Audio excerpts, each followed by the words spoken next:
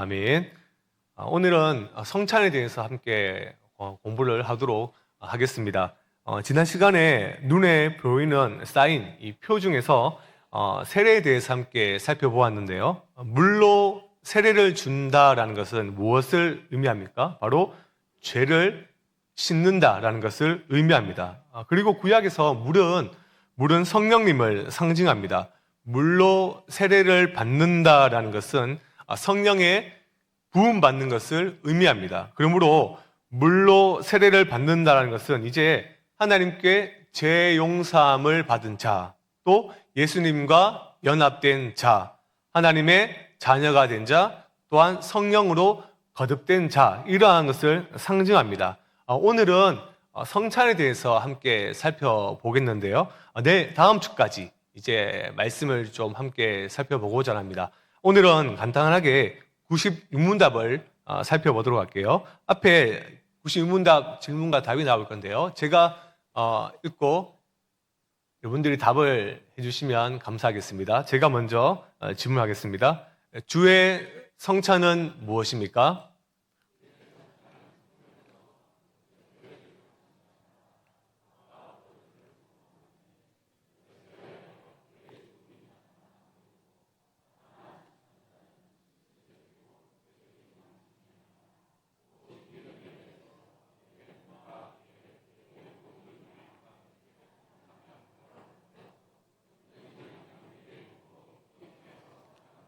네, 감사합니다. 먼저 우리가 살펴봐야 될 것은 이 성찬도 세례와 마찬가지로 예수님께서 제정하신 것입니다. 우리가 이를 사실 공가복음에서 확인을 할 수가 있습니다. 마태복음 26장 26절부터 28절까지의 말씀, 그리고 누가복음 22장 19절에서 20절까지의 말씀에서 우리가 이를 확인을 할 수가 있는데요. 오늘 읽었던 본문의 말씀인 사도 바울도 고린도전서 11장에서 자기가 고린도 이 성도들에게 전하는 것은 자신의 것이 아니라, 자신의 가르침이 아니라 주께 받은 것을 그대로 가르치고 있는 것을, 성찬이 주의 제정인 것을 밝히고 있습니다. 성찬은 교회가 어떤 특별한 종교 의식이나 특별한 종교 행사를 하기 위해서 만들어진 것이 절대 아닙니다. 우리 예수님께서 교회 안에 직접 제정하신 것입니다. 성찬은 그렇기 때문에 예수님께로부터 나왔기 때문에 거룩한 권위를 가지고 있습니다. 다만 우리가 지금 이 시간에 성찬을 살펴볼 때 세례와 조금 다르다는 것을 먼저 이해할 필요가 있는데요. 성찬과 세례는 어떻게 다를까요? 우리가 지금 살펴보고 있는 소요리문답은 사실 이 답이 나와 있지 않지만 이 소요리문답을 졸업하면 또 공부하는 게 있습니다. 웨스트민스터 소가 있으면 뭐가 있을까요? 개, 이게 아니고 대입니다. 대요리 문답이 있습니다. 이 대요리 문답은 정확하게 이를 설명해 줍니다. 앞에 PPT를 보시면 177문에서 이를 확인을 할 수 있는데요. 참 긴 문장인데 간단 명료하게 세 가지의 차이점이 있습니다. 첫 번째가 무엇인가 하면 바로 세례는 무엇으로 이렇게 베풉니까? 물로 베푸는 거고, 물질적인 요소가 다르죠. 성찬은 떡과 포도주입니다. 두 번째는 세례는 일평생에 몇 번 받습니까? 한 번 받죠. 그래서 우리가 오해를 하기 쉬운데, 특별히 남성들은 군대에서 세례를 이제 받을 때 아무 믿음 없이 초코파이 더 준다 해서 세례를 받고 난 다음에 진짜 교회 다니면서 믿음이 생기면서 그때 받았던 세례는 가짜였던 것 같다 이러면서 다시 세례를 받겠습니다 라고 목회자에게 욕을 하면 세례를 받을 수 있을까요? 없을까요?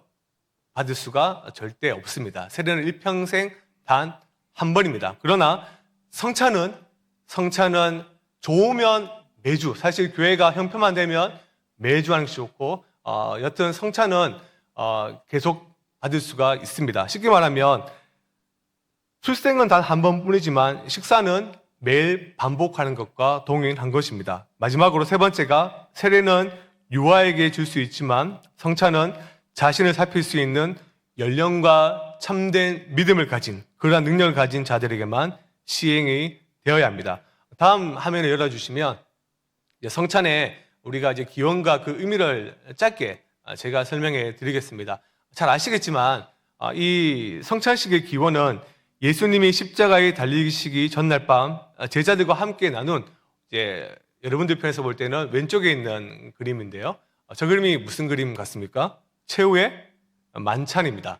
우리는 이 성만찬을 최후의 만찬에서 찾아야 되는데요. 예수님은 십자가에 돌아가시기 전날 밤에 제자들과 이렇게 마지막 만찬을 가지셨습니다. 이 마지막 만찬은 유월절 식사였습니다. 예수님은 마지막 유월절 식사를 하시면서 제자들에게 자신의 십자가 죽음의 의미가 무엇인지를 설명해 주셨는데요. 그러면서 받아 먹어라, 이것은 내 몸이다, 이렇게 이야기를 하셨습니다.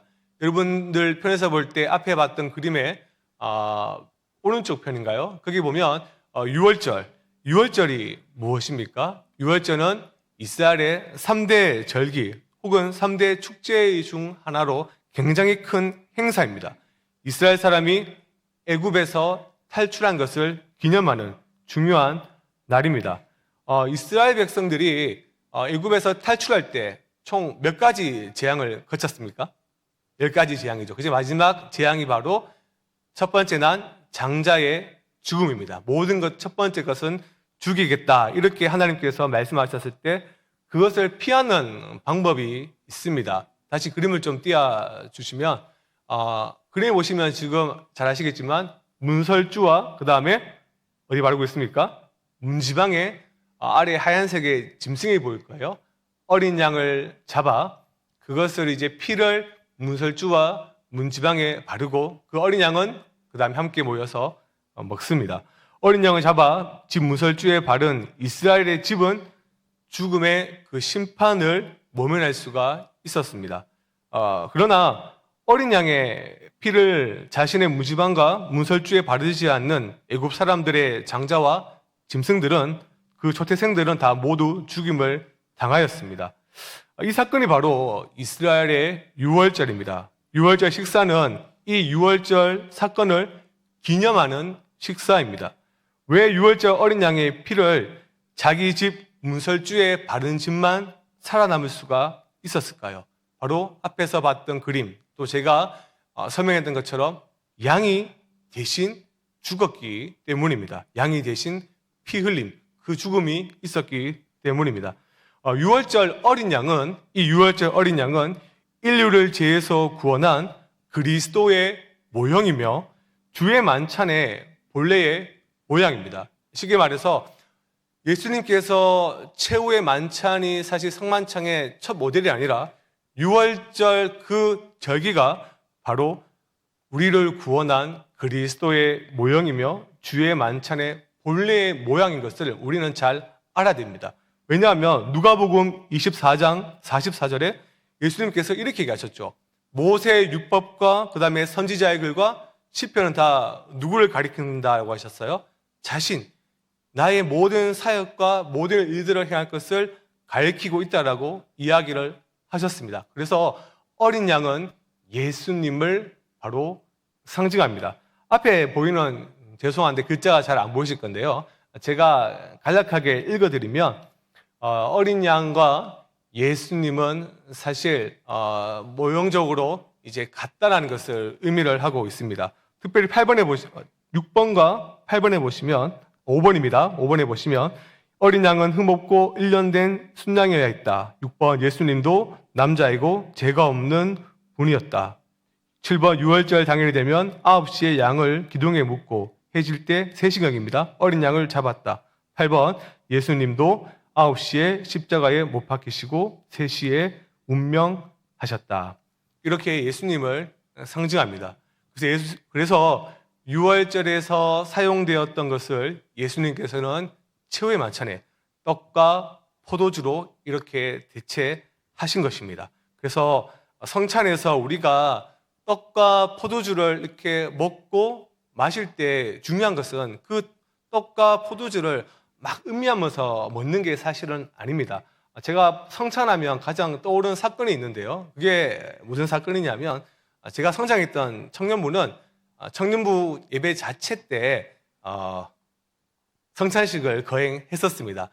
그때 아직도 기억 남는 게 뭔가 하면 제 뒤에 있었던 청년인데요. 그날 유독 제가 컸던 교회는 그 포도주 직접 담그는 그런 교회였습니다. 그때 좀 도수가 많이 셌는데요. 이제 제가 먼저 먹고 제 뒤에 있는 동생이 이제 포도주를 이렇게 먹었는데요. 그때 먹고 나서 했는 말이 이렇게 했거든요. 그것을 잊을 수가 없는데, 우리가 먹고 떡과 포도주의 그런 맛을 자꾸 음미한 게 아니라 누구를 기억해야 됩니까?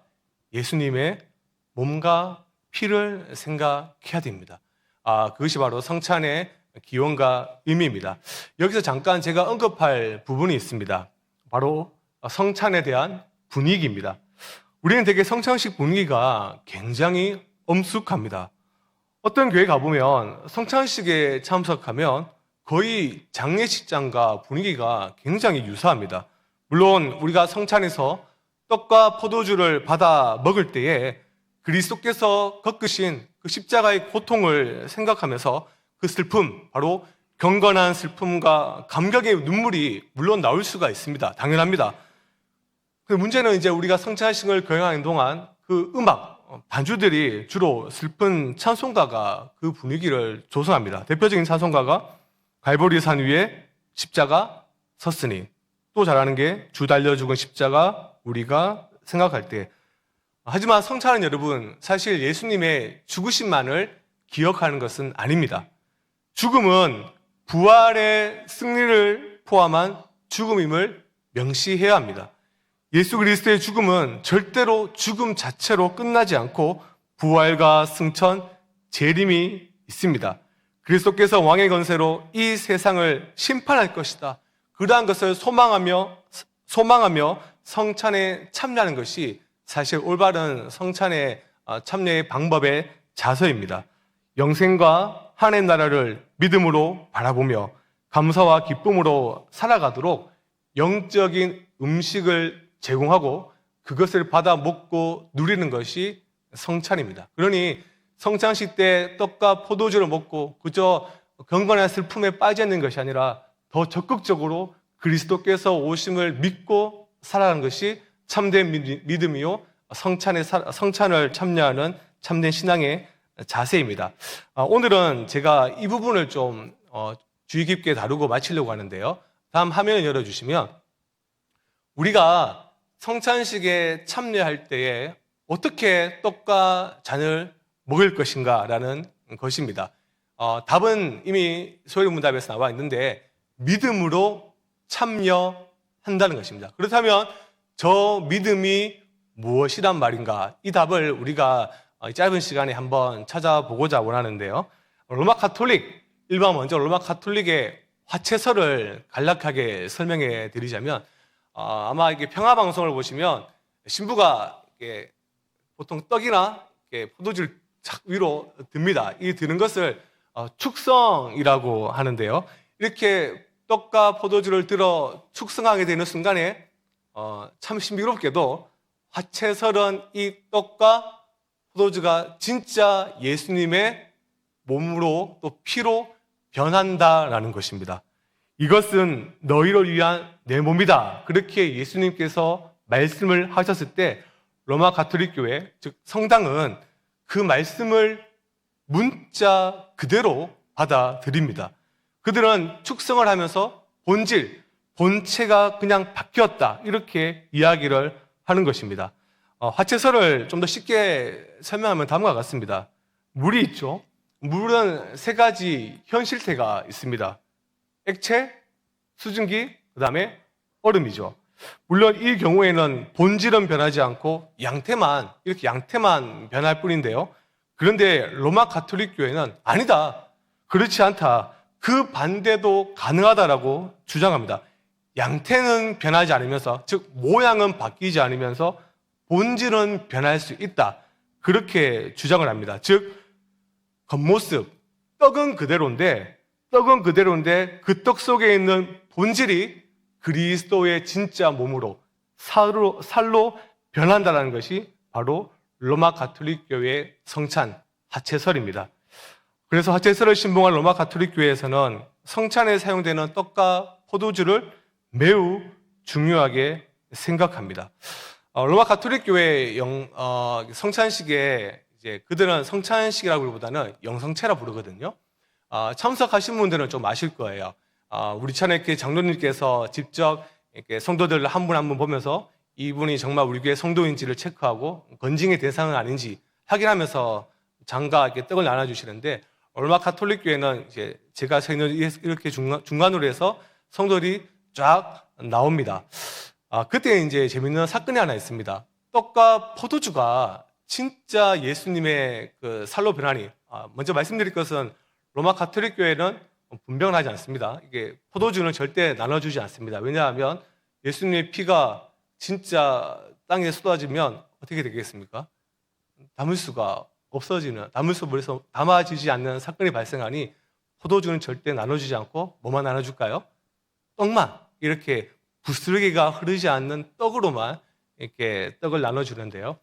재밌는 사건이 있습니다. 평화방송에 어느 신부님이 직접 얘기한 건데, 속이 안 좋은 신자가 있었는데요. 그 신자에게 떡을 나눠주기 위해서 신부님이 사제가 물로 이렇게 떡을 이렇게 갈아서 입에 넣었습니다. 근데 안타깝게 그 신자가 그것도 소화할 수 없을 정도로 몸이 약해서 그만 그것을 토해내고 말았습니다. 우리 같았으면 그 토해낸 것을 어떻게 할까요?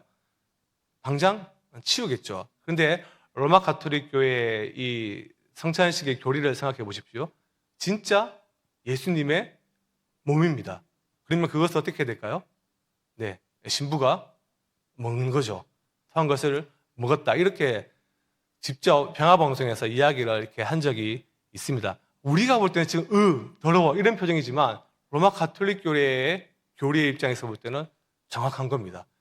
이렇게 하체설은 예수님께서 직접 몸과 피가 변한다는 것이 하체설의 주장입니다. 사실 이것은 굉장히 반성경적이죠. 이러한 주장은 우리 장로교회가 절대로 받아들일 수가 없습니다. 이 로마 가톨릭 교회의 가장 큰 문제점이 무엇인가? 그러면 이 사람들은 믿음이 없어도 됩니다. 왜? 성찬에 참여해서 떡만 먹어도 영생을 소유할 수 있기 때문에 그저 참석해서 떡만 먹는 그러한 형식적인 신앙만 가지게 된다는 것이 가장 위험합니다. 두 번째, 앞에 다시 PPT를 보여주실까요? 바로 두 번째가 지빙글레의 상징설, 기념설이라고 하는데요. 이것은 무엇이냐면 한국교회가 보편적으로 지금 우리 성도님들이 가장 많이 이해하는 아마 성찬론일 겁니다. 어떤 거냐면 예수님께서 이것은 내 몸이다 라고 말씀하셨을 때 이것을 그냥 내 몸을 의미한다, 내 몸을 가리킨다 라고 이해를 하는 겁니다. 그래서 이를 상징설 혹은 기념설로 이해를 하는데, 좀 더 쉽게 제가 설명을 해드리겠습니다. 여러분들 다 집에 되게 결혼식 사진을 가지고 계시겠죠. 결혼식 사진을 보면 사실 결혼식 그 자체는 사진 그 자체는 결혼식과 유사성은 없습니다. 단지 과거의 모습을 보여주는 것이죠. 그래서 우리가 이 결혼식 사진을 보면서 연애했던 그 즐거움, 내가 왜 결혼했지 이게 아니라 이 즐거움과 행복과 만족감을 누리게 된다는 것입니다. 기쁨을 주는 것은 사진 그 자체가 아니라 무엇입니까? 그것을 회상하는 기억력이 있습니다. 찌빙글리의 성찬식도 사실 그와 같습니다. 로마 가톨릭에 주장했던 이 하체사가 완전히 반대에 있는 거죠. 떡을 보고 먹으면서 신자들은 그냥 그리스도의 죽음만을 회상하는 거예요. 생각만 하는 겁니다. 결국 각자가 믿음을 통하여 그리스도를 영접하여 유익을 누릴 뿐 떡을 통해서 우리가 무엇인가 실제적인 것은 얻지 못합니다. 이 상징설의 가장 큰 단점은 성찬의 신비를 제거해 버렸습니다. 너무 합리적으로 설명을 하려고 했던 것이죠. 그래서 이 모든 상징설은 결국 인간의 감정과 인간이 하는 행사 쪽으로 연관이 되어져 가버리고 맙니다. 우리는 이런 상징설도 받아들이지 못합니다. 세 번째 다시 보실까요? 앞에 그림 보시면 바로 루터의 공제설인데요. 이건 또 쉽게 말하면 떡에 이게 만약에 떡이면 성찬에 준 떡이면 예수님께서 떡 옆에, 떡 아래에, 떡 위에 함께 계신다라는 말인데요. 루터는 최소한 떡의 본질도 지키고 싶었고 예수님의 몸의 그 본질도 같이 설명을 하고 싶었습니다. 좀 더 쉽게 말하면 여러분 철이 있다고 생각해 봅시다. 이 철에 제가 열을 가하면 철 안에 무엇이 남아 있습니까? 열이 그대로 있죠. 그리고 열이 철과 함께 있는 것과 매우 유사합니다. 철은 여전하되 열이 철 안에 들어와 거기 있는 것입니다. 주의 만찬이 나눠질 때 떡은 떡이고 그 다음에 포도주는 포도주되 그 옆에 그리스도께서 현존하신다라고 이렇게 설명을 합니다. 이것도 사실 틀린 해석입니다. 왜 틀린 해석이냐? 앞에 다시 그림 보여주시면 1, 2, 3번이 왜 틀렸을까요, 여러분들? 그럼 잘 생각해 보십시오. 그리스도께서는 지금 어디에 계십니까? 나한테 먼저 이래 보지 마시고 그리스도께서는 어디에 계십니까? 그리스도께서는 지금 하나님의 보좌 우편에 계십니다. 자, 그럼 다시 질문해 드리면 그리스도께서는 언제 다시 오십니까? 심판주로 마지막에 그때 단 한 번 다시 오십니다. 로마 카톨릭과 찌빙글리와 이 루터의 공제설은 지금 저 하늘에 하나님 우편에 앉아 계신 그리스도를 어떻게 하는 겁니까? 땅으로 소환시킵니다. 땅으로 내려버립니다. 그러나 절대 그리스도는 이 땅에 다시 그런 식으로 올 수가 없습니다. 그러면 우리는 성찬식을 어떻게 이해를 해야 될까요? 바로 영적 임재설입니다. 한번 죄송한데 따라해 주시겠습니까? 영적 임재설. 이게 왜 중요하냐면 좀 이게 이제부터 여러분들이 무슨 말이고 이렇게 반응할 수가 있는데요. 한번 잘 들어봐 주시면 감사하겠습니다. 앞에 했던 모든 이론들은 결국 그리스도가 이 땅에 임하는 것과 관련이 있습니다. 그러나 우리 장로교가 말하는 성찬은 그게 아니다. 우리는 이 영적인 것은 성령에 의해서 우리가 하늘로 올라간다는 것과 관련이 있습니다. 왜 하늘로 올라갈까요? 우리가 지금 누구와 연합이 되어 있습니까? 그리스도와 연합이 되어 있습니다. 그런데 그리스도와 연합이 되어질 때, 그리스도와 한 몸이 되었을 때 우리를 묶는 끈이 있죠. 그 끈이 누구십니까? 성부, 성자, 그 다음에 성령 하나님께서 우리를 함께 그리스도와 우리를 묶어 놓으셨습니다. 그 신비한 방법으로 우리의 몸이 그리스도와 그 몸과 천상에 계신 몸과 연합이 이루어진다는 것이 바로 영적 임재설입니다. 성찬은 바로 우리 몸이 땅에 있지만 우리의 영혼이 하늘에 올라 주님께서 주시는 생명의 양식을 먹는 그러한 성찬식인 것입니다.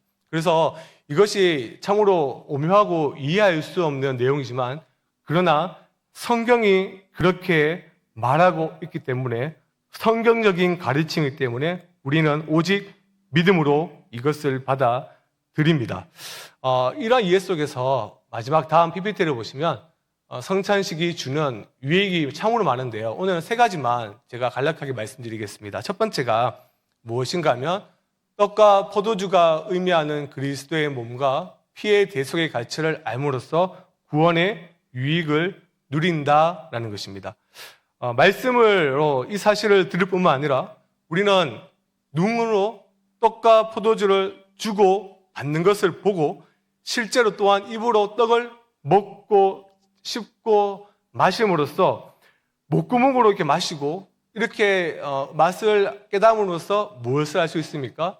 그리스도의 그 죽음과 그리스도의 그 고난, 그 고통을 더 실감나게 깨달을 수가 있습니다.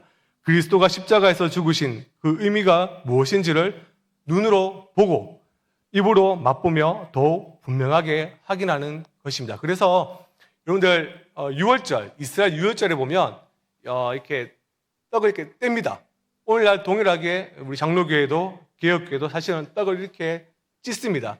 찢는 게 무엇을 의미할까요? 그리스도의 몸에 고난을, 그 찢어짐을 눈으로 보여주는 거죠. 보여주고 먹고 마시는 겁니다. 두 번째가 성찬에 참여하는 자들은 떡과 붉은 포도주를 보며 그리스도가 십자가에서 당한 고통을 생각하고 죄를 더욱 멀리 해야겠다라고 다짐하는 유익을 얻게 됩니다. 세 번째가 중요합니다. 세 번째 글자가 잘 보이실지 모르겠는데 함께 읽어보겠습니다. 시작. 성찬에 참여하는 자들이 똑같은 떡과 포도주를 먹고 마시면서 하나됨을 강하게 의식하는 유익입니다. 똑같은 떡과 포도주를 먹고 마시고 그 다음에 하나됨, 이 하나됨이 중요합니다. 여러분들 우리가 아는 사도신경, 우리가 오늘도 고백했었지요. 여기서 성도가 서로 교통하는 것 잠시 생각해 볼 필요가 있는데요. 되게 많은 성도들이 거룩한 교회와 성도가 서로 교통하는 것을 하나의 문장으로 이해하지 못합니다. 근데 사실은 거룩한 교회와 성도가 서로 교통하는 것은 하나의 문장입니다. 그래서 거룩한 교회와 콤마 찍고 성도가 서로 교통하는 것, 이렇게 이해하는 게 참으로 중요합니다. 교통이란 말이 사실 이해하기가 어렵죠. 그래서 교통보다는 교제로 우리가 좀 더 번역을 하면 수월하긴 한데요. 우리가 보통 근데 또 교제하면 좀 쉽게 생각하는 경향이 있습니다. 그냥 만나서 이야기 잘하고 친근하게 잘 지내고 서로 잘 어울려 다니는 거, 이것도 교제가 맞죠. 좀 더 신앙적으로 표현하면 자주 만나서 서로 기도 제목 나누고 신앙적인 건면을 하고 또 술 모임, 이것도 교제가 많습니다. 이건 절대 틀린 의미가 아닙니다. 그러나 사도신경에서 말하는 성도의 교통, 성도의 교제의 본질적인 의미가 무엇인가 하면 바로 성찬을 제외하고서는 그 의미를 절대 해석할 수가 없습니다. 거룩한 공교회는 반드시 성찬을 통해 하나됨을 더 유지하고 서로의 하나됨을 더 강하게 만듭니다.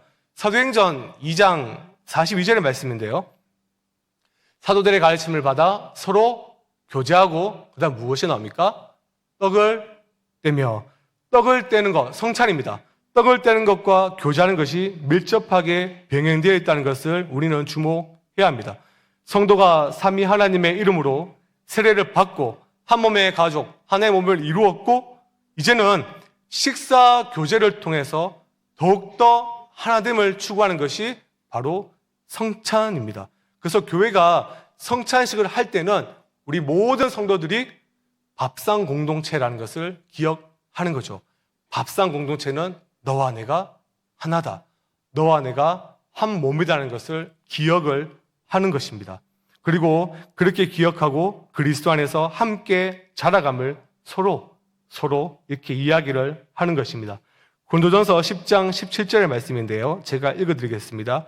떡이 하나요, 많은 우리가 한 몸이니 이는 우리가 다 한 떡에 참여함이라.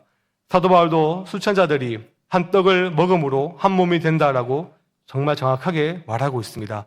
각 성도가 그리스도를 머리로 둔 몸의 지체라는 성경의 말씀이 성찬을 통해 밝히 드러나고 있습니다. 그러므로 성찬에 참여한 자들은 지체 의식을 가지고 서로를 더 잘 섬겨 나가야 됩니다. 우리가 성찬식을 하고 그냥 1년의 행사 끝났다, 이게 아니라 먹고 마심으로써 서로를 더욱더 잘 섬겨야지, 그러한 거룩한 열망이 생기는 것이 성찬에 참여한 신자의 자세입니다. 그래서 어떠한 학자 이렇게 얘기했죠. 성찬은 교회에서 주어진 사랑의 끈이다. 이 사랑의 끈이 실행되는 우리 성강교회 되기를 주님의 이름으로 축원합니다.